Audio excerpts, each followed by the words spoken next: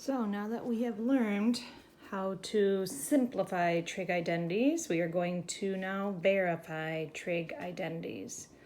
So what verifying means that you're basically proving an equation is true. But we're going to work with only one side of the equation and use our algebra skills to manipulate it so it matches the other side. And since we're proving it's true, we can't do things that assume equality.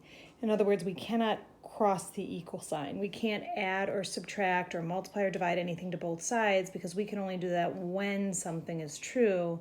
Now we're trying to verify that it's true. So it's a subtle difference. There's helpful strategies. So what we did the previous section was changing things back to sines and cosines, but we're also going to use some algebra skills we learned a long time ago about complex fractions, getting common denominator, factoring out a common term.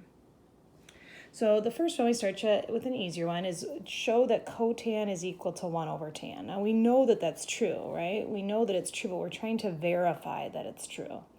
So we're going to choose one side of the equation. It doesn't matter, and sometimes you don't know which side to choose, but I'm just going to rewrite tan is equal to sine over cos. So 1 over tan is equal to 1 over sine over cos. Well, doesn't that fraction bar just mean division? And what does division really mean? Doesn't division mean multiply by the reciprocal? And isn't 1 times something just cos over sine? And isn't cos over sine just cotan? So you'll see that I dropped the theta out, right? I kind of dropped it out and just dealt with the sines and cosines, and then I added it in at the end when I got it to match. And I usually give myself a little smiley face like, yay, got it. Cotan is obviously equal to cotan. Here's another one. We know that this is true. This is one of our Pythagorean identities. We know that tan squared plus 1 is secant squared, but now we're trying to show that it's true. So again, you're not sure which side to work with. I'm going to work with this side. I'm going to change tan squared to sine squared over cos squared plus, this is just 1. I'm going to write it as 1 over 1. Now I'm going to get a common denominator. Do you agree that the LCD between cosine squared and 1 is just cos squared, right? So this fraction essentially needs a cos squared in order to create a common denominator.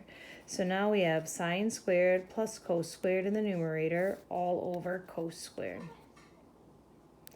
What's sine squared plus cosine squared? You're right, sine squared plus cosine squared is 1. 1 over cosine squared is none other than secant squared. And again, we have proven it. We have taken one side of the equation, manipulated it to match the other side. The next one is really similar to the one we just did. You'll recognize that as the other Pythagorean identity. We're going to kind of do it the same way. We're going to change cotan squared to cos squared over sine squared. We're going to realize that we need to get a common denominator of sine squared, so multiply this fraction top and bottom by sine squared. That gives us sine squared plus cos squared over sine squared. But sine squared plus cos squared is 1, and 1 over sine squared is cosecant squared. Add back in the theta. Boom, got it. And onwards we go, and each one's a little bit different. So the last ones are going to be a little tougher. And like I said, we don't know. Now, once we've proven something like this one here, 1 plus cotan squared, we just proved that that's cosecant squared. So if I want to, I can change that side. And you can really work with each side individually to get them to match. You just can't cross by adding or anything to both sides. This side I'm going to say is cos squared over sine squared times 1 over cos squared. I'm getting excited here because I can see that cross out, which is 1 over sine squared, which is cosecant squared. So here's an example of one where I kind of worked with each side, simplifying until I got the same thing. And that's another way to verify. 2 left. This is kind of a classic. Tan squared minus sine squared equals tan squared times sine squared. It seems weird that that would be true, but as we're going to show you, it actually is. I'm going to start with this side, and I know that you don't know like which side would I start with, But usually when I see something like this, it kind of reminds me of that first one where you can see the common denominator.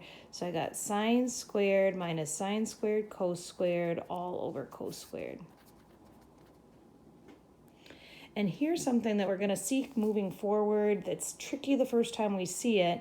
What I notice here is that both of those terms in the numerator have a sine squared.